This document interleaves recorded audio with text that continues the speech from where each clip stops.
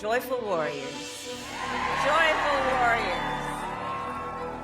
They might be late to the starting line, but Kamala Harris and Tim Walz are finally out of the blocks.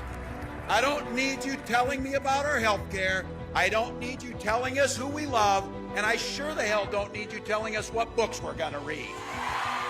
Donations are pouring in and Democratic supporters are ecstatic. Boom.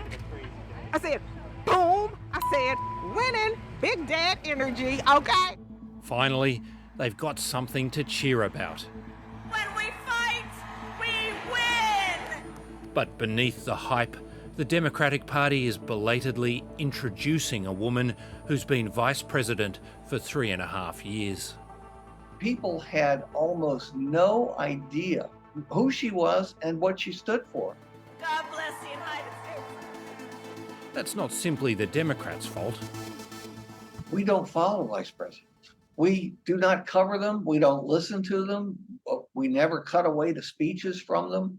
They're just not on the planet until the standby equipment is called to the White House because something happened. So who is Kamala Harris? Louise Rennie can help with that.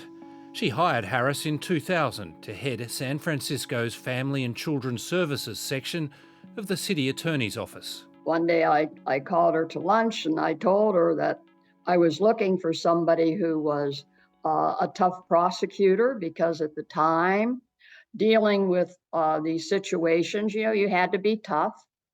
But on the other hand, somebody that needed to be kind and compassionate.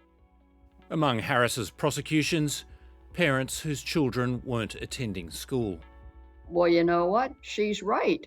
If children aren't in school, you have to hold the parents or the responsible adult responsible. Because if children aren't in school and they aren't learning, that's going to affect their whole life. Former President Donald Trump. Among the early Republican targets, Harris's 1989 bar exam result. She failed her law exam. She didn't pass her law exam, so maybe she wouldn't pass the cognitive test. She passed the California exam a few months later. I'm just giving you the facts. I've known a lot of people who failed the bar exam once. They take it the second time and there's no problem. And I knew that she had been practicing law for quite a couple of years by the time I hired her. So that wasn't a problem at all. The criticism is personal. She was Indian all the way, and then all of a sudden she made a turn and she became a black person. Just to be clear, sir, do you believe that she is... Just plain weird. You know who's plain weird? She's plain weird. She's a weird person. Some of the odd attacks on Harris can be put down to an upturned Republican strategy that had been centred on an easier target, Joe Biden. Problem is, he's not here anymore. He's on Earth, but he's not in the campaign. So they were taken aback, and they still haven't found their footing. They're not where they have to be. They're not where they should be. Of course, the Democrats aren't either. They've had to reconstruct a campaign from scratch. Tim Walz brings some levity.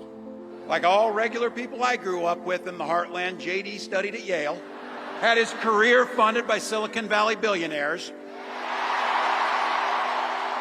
And the ability to deliver a line. And I gotta tell you, I can't wait to debate the guy. He doesn't sound like a typical politician when he speaks. That is, if he's willing to get off the couch and show up. So. He previously was a member of the National Rifle Association. He's easy to talk to. You don't have to agree with him. He is a hunter. He's a lot of things we don't associate with Democrats. But that's not enough. People are going to vote on the basic issues they care about. And many of those people are voting on issues that lead them to the Republican candidate, even if they don't like the Republican candidate, which they don't. She has been the border czar for 3.5 years, and Americans have suffered because of it. Every single thing that Americans need to buy in order to live a halfway decent life has become more expensive because of Kamala Harris's economic policies. Those are very difficult issues for the Harris campaign to deal with because, for the most part, she is still connected to Joe Biden. right? She's still connected to the current administration. And when we think about things like the broader national economy, presidents are held accountable for it, irrespective of how much control they actually have over that.